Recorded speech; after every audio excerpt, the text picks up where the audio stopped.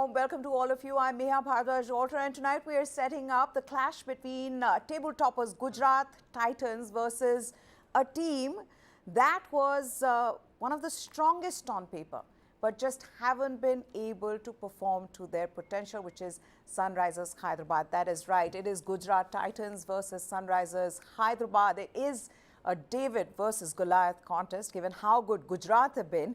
They have only lost 4 matches till now in this tournament, whereas for Sunrisers Hyderabad, they've only won 4 games this season. Now, Gujarat lost to Mumbai Indians at the Wankhede Stadium in their last game by 27 runs, and that was the only time that they've been beaten emphatically by a team. All the other matches that they played, that they lost, were really close games. In fact, Sunrisers, on the other hand, they've seen problems in all areas. Their top batters haven't been consistent. That shows, in fact, that the fact that Henrik Klassen, he is their top run getter. Their bowling has also struggled with just one bowler who's got more than 10 wickets in the tournament, and that is Mayank Markande. So 2 teams, one is right at the top, whereas the other has struggled throughout this league phase and are sitting in the 9th position. But we have seen upsets. We have seen Delhi Capitals beating Gujarat Titans, where not many would have given them a chance.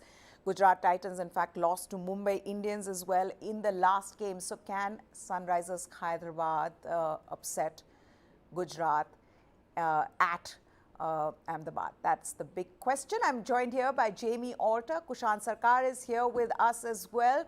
2 teams that have had contrasting fortunes. Gentlemen, let's put our guests up on the screen for us, Kushan Sarkar and Jamie Alter, before I get to them. And these are 2 teams that have actually had contrasting fortunes. Let's get straight into this conversation then. Jamie, do you see this being a one-sided game, or do you see Sunrisers Hyderabad pulling off an upset?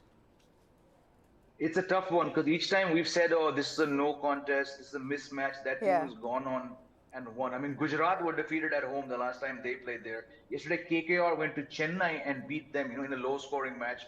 So it's tough to say. But look, when 9 out of 10 teams remain in the playoffs, and the team which is the easiest to predict, and which just needs one more win, Gujarat, is facing that team which, despite having an extra game in hand, still will not make it, even if they win all 3. You want to say this is that proverbial David versus Goliath. Maybe some other team I would have said, this team does have a chance, but just given how inconsistent, how poor their batting has been, very, very tough to see how this Hyderabad team is going to go up against Rashid Khan, Mohammad Shami, Mohit Sharma, Noor Ahmed. Even if Hardik Pandya is not required to bowl a single ball, these guys still have the bowling, which I think is going to make life very, very tough for Hyderabad.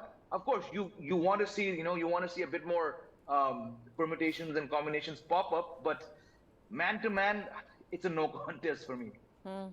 Kushan, you'd agree? The way I see it, for all the Sunrisers Hyderabad fans, they've really got nothing to lose. From here on, it's very difficult for them to win. So, go out there, play like you want to. Is that something that they'd be playing, that would be playing on their minds? Because I wonder how teams that are now at the bottom of the table, how they approach matches from here on. It'll be interesting to see. Another match where they can showcase their abilities, but also that, just to tell yourself that, look, we've not lost everything. Is that something what Sunrisers Hyderabad would be looking at? Well, Neha, I completely agree with Jamie and also your assertion that this is a proverbial David versus Goliath contest. Obviously, in IPL, you will have those odd upsets. And if I look at SRH, like on paper, they still have a chance. But again, 9 teams are only in contention on paper. Some of these teams are still not in contention. So in this case, I believe Gujarat would like to seal it today itself, signed and sealed, 18 points. There is no confusion about their place in the playoffs, and probably having a place having 2 shots at final. So it's there. And also, if you see at the teams how they're stacked up, like if you have one team where only Mayank Markande has picked 12 wickets and no cricketer has got 300 runs, and only 2 cricketers have a strike rate of 150 plus, Yeah. then there you got to have a problem. If you have a Rahul Tripathi, if you have an Aiden Markram, if you have Mayank Agarwal, who haven't just come to the party, you have a problem. And that's exactly where Sunrisers, if you see, look at the on paper, every year Sunrisers look a good team. And then they flattered to deceive. Harry Brook got 9 matches. Now they've got Glenn Phillips. Glenn Phillips got a peach of a delivery in the last match. But I believe Glenn Phillips should have been brought on much earlier, considering that apart from Surya Kumar Yadav, he is considered to be one of the premier T20 batters in international cricket. So when Harry Brook was not performing, that 100 gave him another lifeline for another 2 to 3 matches. Yeah. So that became a bit of a issue for Yeah. Sunrisers. They couldn't get their combination right, and by the time they probably got some combination going for them, the tournament was by and large over for them. So now even if they win 3 matches with a negative net run rate, even if they get 14 points, there is no guarantee that they will make it. Yes, Yeah. they have the chance. They still are in contention, unlike Delhi Capitals, who have no chance at all. So it's like that. But again, 12 wickets, 9 wickets, 8 wickets, like you need 2 or 3 powerhouse performers. Shubman Gill, 475 runs, and then you have a Vijay Shankar, a David Miller, a Ridhiman Saha, a Hardik Pandya, all of them hovering in the 275 plus range. In when it comes to bowling, you have 23 wickets from Rashid Khan, you have 19 from Mohammad Shami, you have I think 13 or 14 from Mohit Sharma, you have 12 from Noor Ahmed. Yeah. So it's like it's a no contest on paper, but again, this is T20 and you can have an upset here and there. And there's a business end. So business end is a time when you have those upsets. But So- Gujarat Titans would like Yeah. to see it. Okay. Okay, let's put this question across to our viewers as well who are watching. Who do you think will win tonight? Will it be Gujarat Titans, given the form that they've been in, or can Sunrisers pull off an upset? That's the question that we're putting for you. Do let us know in the comment section below. The other thing being, gentlemen, that I want to get your attention to is, do the teams, or should I put it this way, have the teams erred while making the decision of getting a foreigner to become the captain? Because look at the teams that are languishing at the bottom of the table, which is Delhi Capitals with David Warner, the captain. Here, Aiden Markram as well. Because I think the problem has been, Kushan and Jamie, and I want to get your reaction on this, is like Kushan, you were saying that Glenn Phillips, that he was only brought in much later. That is also the problem, because you have a captain who's a foreigner, so you just have 4 foreign players that you need to play. Marco Jansen has been playing well. Harry Brooks, you wanted to give him an opportunity. He had scored 100 but did nothing before and after that. You know, is that something that has been a problem with them, and also them not really being able to understand what the domestic Indian players bring to the table when you have foreign captains? Is that something that has been a problem with these two teams, Delhi Capitals and Sunrisers Hyderabad? Jamie, and then I'll come to Kushan. I'm not so sure, because in the case of Hyderabad, just like Kushan said, most times you look at their squad and you don't see any obvious problems, right? And Kane Williamson led this team very, very well. David Warner found a lot of success with this team. But then both So these players went away. Correct. Both of them were stripped off. Correct. Yeah. Correct. So it's not so much about a foreigner leading, it's which foreigner, right? Now, Aiden Markram comes very, very qualified, very highly regarded, but we've seen the brief times that South Africa, his native country, have given him that role.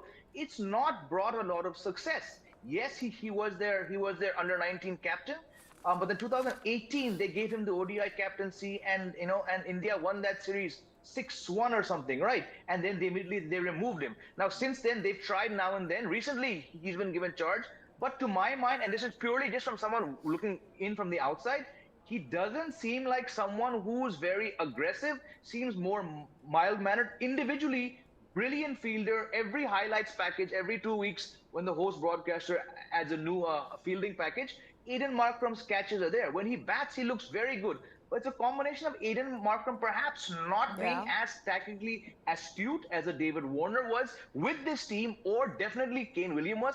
Plus, when he's not doing a blooming thing, I think he's had one good match out of 10 or 11, right? So he himself is struggling. I Yeah. think in the hands of a more capable, a more confident, and dare I say, a more outspoken overseas player, this team might have found better results. But I think you look at something like someone like Umran Malik, the only player in the whole country, Indian player who can bowl 150 plus He hasn't been consistently. used. He has two bad matches. You have two bad matches, and you rest him. Is Yeah. that the decision of a foreigner or an Indian or the think tank? I don't know, right? Now, coming to Delhi Capitals, David Warner at one point, yes, he was a fantastic leader, but David Warner in 2023 is a spent force, right? He did not come here expecting to lead. Rishabh Pant was supposed to do the job. Now, you look around, just like the Indian team looked around when Virat Kohli resigned from Test captaincy. Acha yaar, kisko pick kare? Eeny meeny. No. Let's go to Rohit. Delhi would have done the same thing. Yeah, yahan to hai nahi koi. Sabse diggaj player is Warner. Let's just give it to him. I think David Warner had a lot of responsibility on his shoulders. You see, when they were 0-5, he still got 350s, right? So it's not so much to my mind about a foreigner, it's about which foreigner and whether their personal form can translate into quality leadership. There's a valid point there, because look at what Faf du Plessis is doing with the Royal Challengers Bangalore. He is a foreign leader, but at the end of the day, he's also your highest run getter in this tournament. But is there a case there, Kushan? Do you agree completely with Jamie, or do you believe that, look at Kolkata Knight Riders. They lose Shreyas Iyer just before the season. They don't know what to do. And they go in with Nitish Rana. And that has worked well for them. Well, I have a slightly different take with Sunrisers Hyderabad. You know what happens with IPL? If your key players on whom you're dependent, they lose form at that nick of time when IPL starts, or in and around IPL, or just IPL has started, it spells doom for you. Apart from those injuries that you cannot control, the loss of form of key players becomes very, very crucial in the context of a team's campaign. And in case of Sunrisers Hyderabad, you have a Mayank Agarwal, you have a T. Yes. Natarajan, you have a Bhuvaneshwar Kumar, you have a Abhishek Sharma, who has had a tremendous domestic season, leads Punjab, and has also done well for Sunrisers in the previous season. So if you're talking about the Indian talent, like Mayank Agarwal has been, as recently 1 year back, one and a half year back, has been an India player, has led a franchisee one season back only. So for all these players to collective, like Bhuvaneshwar Kumar has a decent middling kind of a season, which he has. So all these players, so when you are trying to find an Indian captain, You're struggling. you do not find an out and out performer, and with a lot of It's players difficult. who are struggling. So in this context, you have no one but to go back to an international player and see if it fits the bill. That is one part that is happening. That is the loss of form of crucial players. In case of Delhi, it has been simply been bad Indian scouting. Simply bad Indian scouting. I've written it in my articles for PTI. If you are relying too much on data analysis, I know a lot of people don't like me for this when I've said this, but too much of analysis, too much of data analysis, too much dependent on these people on matchups, it doesn't lead to great results. You have to have those on-field scouts. You have to have those cricketers. At the end of the day, a cricketer's eye, a cricketer's astuteness, a cricketer's eye for talent is very different from anyone. We are all cricket lovers, Neha. You are a cricket lover. I am a cricket lover. Jamie is a cricket lover. We all love cricket. Jamie regularly plays cricket. Even we also might have an eye for talent, but that doesn't mean that we would be made talent scouts. Yes, we can help people. Like Percy Abhaysekara, Sri Lanka cricket made him a talent scout for tennis ball cricket in the 90s, early 90s, because he was passionate about Sri Lankan cricket. But that doesn't work right now. Yes, you need those analysts. Shrikant for KKR does a splendid job. I know for a fact that I think it's Gaurav Sundararaman probably, Yes, who is for with Sunrisers SRH. Hyderabad. Sunrisers Hyderabad. He has a tremendous knowledge. I'm not demeaning these people, but at times with Delhi Capitals there were two people who do not have any record of I would say Successful a proven record. track record of being great talent scouts, and they are not cricketers. They are not Okay, even club cricketers. sure. And one of them was a cricket director for a CPL franchisee, which finished last. Yeah, you've said this before. You've mentioned this on one of our other shows, and you're right about that. That you Yes. know how much should we be dependent on data for cricket? I'm sure MS Dhoni agrees with you on that. I don't think that he really looks at the matchups and what needs to be done. I think he's more hands-on in what is happening on the pitch at that moment, and accordingly decides his strategy, his tactics. The good thing here, Kushan, from that answer is that Jamie likes you all the more now because you mentioned his cricketing abilities that he takes very seriously. Others may not do so. So that is one good thing. Yes, Jamie? No, it's a very valid point that Kushan has raised because as you were talking, Kushan, I was thinking about the amount of times we see every match, the camera pans to the dugout numerous times. I cannot recall the camera showing more shots of Gaurav, the Hyderabad's analyst with Lara and Murli and somebody else, as well as the Delhi analyst. I'm forgetting his name, but he was with the Afghanistan team for some time as well. I mean, more than any other analyst pairing, these two guys have been shown. And each time, personal reaction, I'm like, what is going on? You have people who are very good at what they do, and still you're making such blunders. So my mind Can was also wandering back to Yeah, those two but can I visuals tell you now while that Kushan you've was talking. reminded me about Brian Lara and the others in that setup, that's the other similarity between DC and SRH. A big support staff. They've got so many people. Somewhere can that be a problem for them?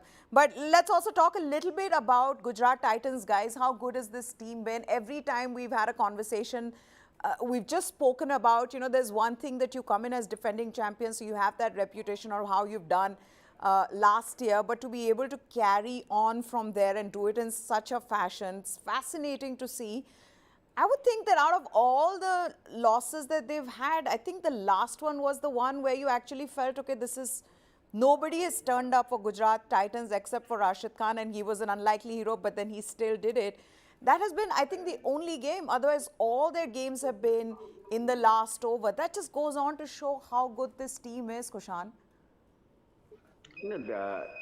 The Gujarat has always been like I call them the mini CSK. In Uh, fact, this is a term I used also when we spoke about them last time. yeah. Ashish Nehra believes in the CSK philosophy, in the Dhoni school of running an IPL team, and kudos to the owners, the CVC. You don't see their owners, you don't see their officials or their, I would say, celebrity mascots thronging over there. It's purely for cricket and cricketers. You see Ashish Nehra, you see a Vikram Solanki, you see an Ashish Kapoor. Ashish Kapoor, by the way, is a fantastic talent scout. He was a chairman of selectors for the under 19 for some time. He was the under 19 selector for 4 years. So he knows about a lot of those backup line players. So these are the things that goes into making a very solid support staff. I've got to ask you though, Hardik Pandya, the bowler, he didn't bowl in the Yes. last game. What seems to be the problem there? And Mohit Sharma bowling in the power play, that didn't go well for them, Jimmy, as we saw in that game. How important is Hardik Pandya's bowling for this team, especially as we get into this? And I'm sure they don't want to leave it to the last game. They are sitting at the top, but they would want to qualify today. What seems to be happening? Is he not 100% fit? Did he not? I mean, even when, okay, it seems like we've lost Jamie. I think electricity is off. So let's just put this question to Kushan. Kushan? Oh, we've got Jamie Yeah, back. okay. Okay, Jamie is back. I know what exactly happened there. But Jamie, go ahead. Look, I mean, we haven't heard anything official from the Gujarat camp. Yeah. But look, this is not uncommon, right? Last season, Hardik Pandya began brilliantly. Then there were 2 matches where he didn't bowl. He even missed a match. Him not bowling probably indicates that he was not match fit because you rarely see a team just bowl 5 bowlers. And exactly that day they had to put Mohit Sharma into the role that Hardik Pandya does so often. That is bowl the second over, bowl the first over, bowl 2 overs inside the power play. And it was those 2 overs from Mohit Sharma which were not very good. And we saw Mumbai's openers, especially Rohit Sharma, take a fancy to him. Let's hope both for Gujarat as well as India's sake, because we know Yeah. how Hardik Pandya is going to take over the leadership of the T20 team very, very soon. Let's hope it's nothing serious. But I was kind of surprised that they did not even have a sixth bowling option, which is perhaps also why Mumbai got that big total on board. Yeah, which is, I think, which seems to be their weak link now, Kushan, because that's what you saw in the last game. That if Mohammad Shami has a rare off day, which he did in the last game, who are your other bowlers? You have Mohit Sharma. Yes, he's been very good, but can he be dependent? Can he be dependent upon when it comes to the new ball, especially when Hardik Pandya is not bowling? No, Mohit Sharma with his pace will not be the greatest option when it comes to power play. That's not a Mohit. Mohit is your option. Either you bowl him with his variations at the death, the 18th and the 20th, and you actually bowl him after 8th or 10th over. You Correct. bowl him in the back tick. That's where Mohit is more effective, and on pitches which is slowing down, he's even more effective with his variations. He's a very difficult canny customer to get away. But in the power play with his pace, he can be taken apart. So yeah, that is a bit of a problem, because in case of Gujarat, the best part is that they have been consistent with their plan A. The flip side is that if the plan A doesn't work, do they have a great plan B? We don't know, because in the matches they have lost, probably it's because of a lack of plan B. But at the end of the day, plan B is your plan B. It's your second plan.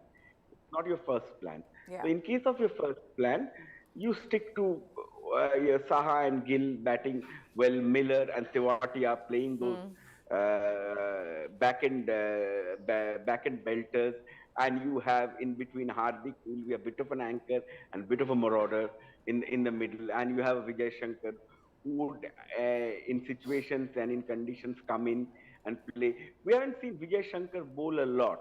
Like a lot of people have been asking Vijay Shankar that, are you the man who will be taken for the 2019 World Cup? But for that, Vijay Shankar needs to bowl. So he's far, far away. He's not even in contention, I believe, if he's not bowling. And I don't think he has bowled enough to be in contention. So that is one part. If Vijay Shankar also bowled with his height and the length that he can bowl at times, he will not be successful every day, but there will be that odd day that he will probably pick up a wicket or two.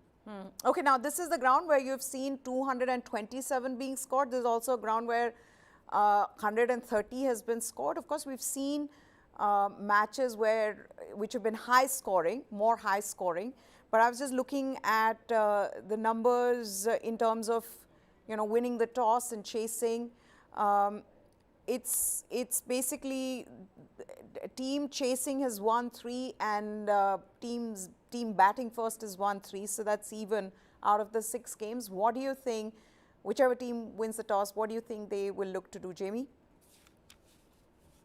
I mean, again, what's been happening, the pattern is that most teams will choose to chase, but maybe Gujarat, because, they need to win this match just to get it out of the way and just to confirm.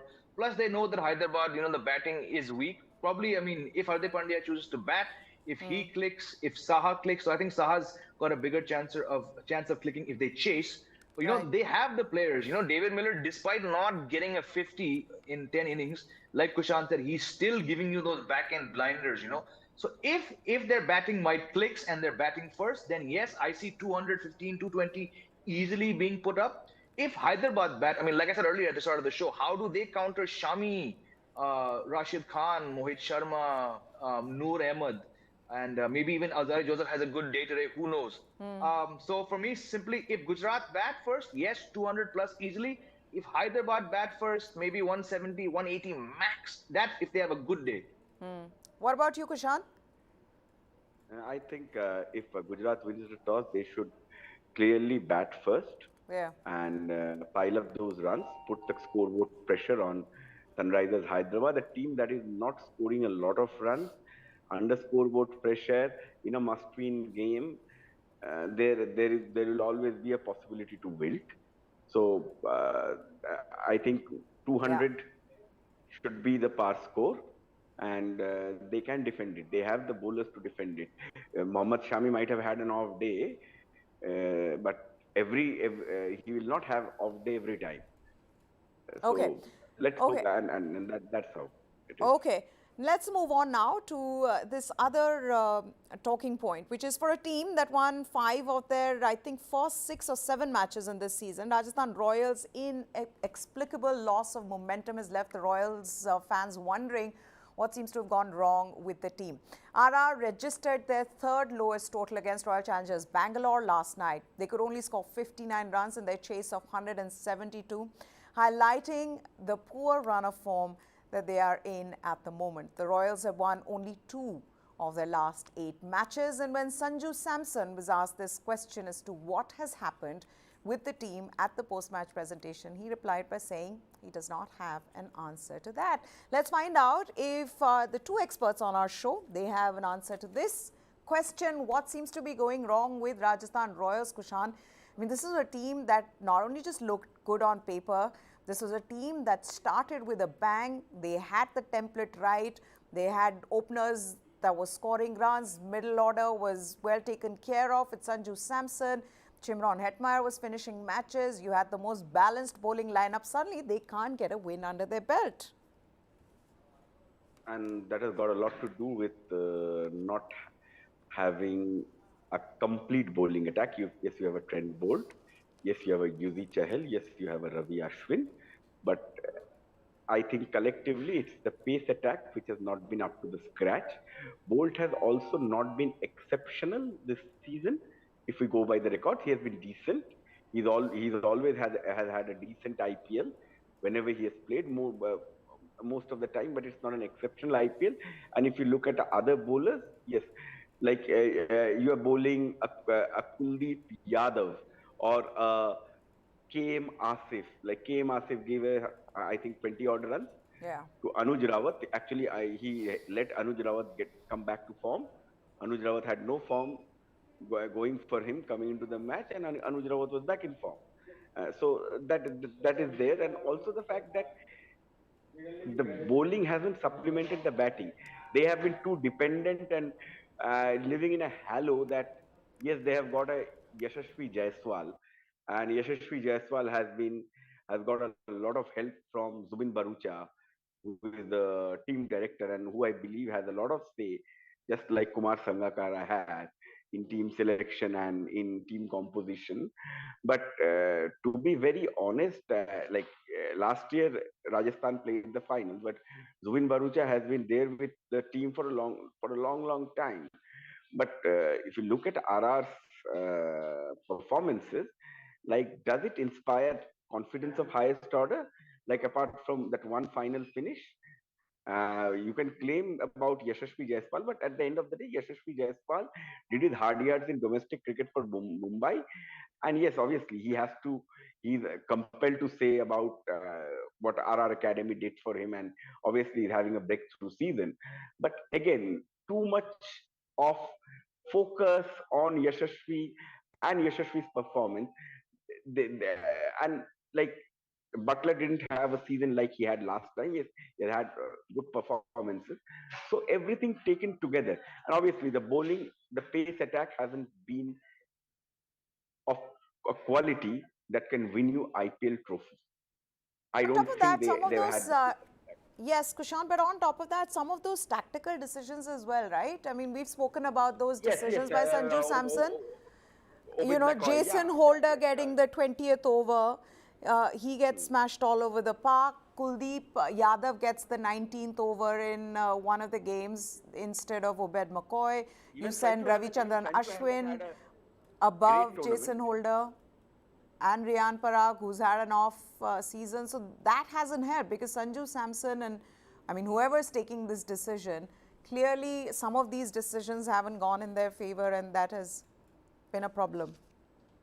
Like Rian Parag, if you're talking about, like, why would you play him 50 matches? Out of 50 matches, has he won you even 5? Yeah. If you're playing him for 50 matches, 50 IPL matches, is a lot of matches. You're talking about nearly 4 seasons. Like 14 matches, if you look at 14 seasons, you're talking about 3.5 seasons of good IPL cricket. What has he done in those 3.5 IPL seasons? Yeah. Let's break it down. Like in case of Sanju, like he is now, I think he has played now 10 IPLs, but still, like that there would be that one Mad Max kind of a shot, one Yeah. harakiri just round the corner. If you are an opposition captain, you'd always know that there could be that one shot you'll fancy. You'll know that there will be one good ball that can Yeah. go out of the stands. Like you will be in awe. There will be gaping hole in your mouth. Like what has happened? You'll be astonished. But then again, at the same time, there could be a full toss ball that Yeah. could straight land at the mid wicket's throat. With Sanju, Yeah. it can be either Absolutely. way, like a hell or high water. So that has also been a problem. Like apart from Yashasvi, and to an extent, I would say that some of the matches, how Yuzi Chahal has bowled, like it has gone unnoticed because probably he hasn't had a 5 wicket haul or anything, but now I think he has 187 or 188 wickets. Yeah. He's the top wicket taker in the history of IPL, and he's not going anywhere. He's, I think, only 31 or 32. So, and spinners, they can play till 30. You're seeing Amit Mishra play till 41. So Yeah. if he can play good 10 years, yeah, Yuzi Chahal, and along with him, probably Rashid Khan will give him that competition. Will end up with 300 by the time 300, 350 IPL wickets. Yeah. Yeah, I mean, So, I would think that their bowling, if you compare them to some of the other teams, they actually have been good. It's just that one after the other, they've just had these losses, which have obviously been inexplicable, and they've been collective losses where nobody has turned up really for them. Of course, we all remember what happened with Sunrisers Hyderabad, where not only was Kuldeep Yadav given that 19th over, and then Sandeep Sharma bowling that no ball, Abdul Samad hitting them for a 6, and they won that game.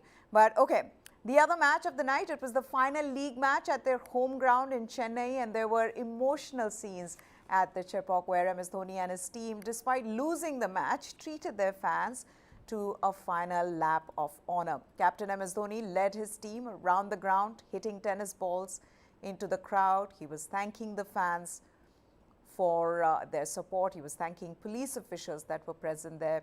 He was hobbling along with one knee, heavily strapped, as the fans kept cheering him on along with the team.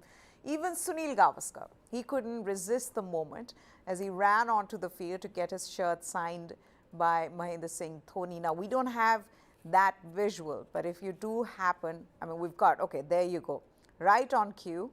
If you want to just go see how sweet that moment was, you should go and see the video as well. It was really a moment to cherish for all Dhoni fans. It was not really the last game for Chennai Super Kings, given that they are likely to make it to the playoffs and that they will be playing the playoffs here in Chennai. But that did not stop the fans or the Chennai Super Kings teammates. This has become a ritual of sorts, Kushan.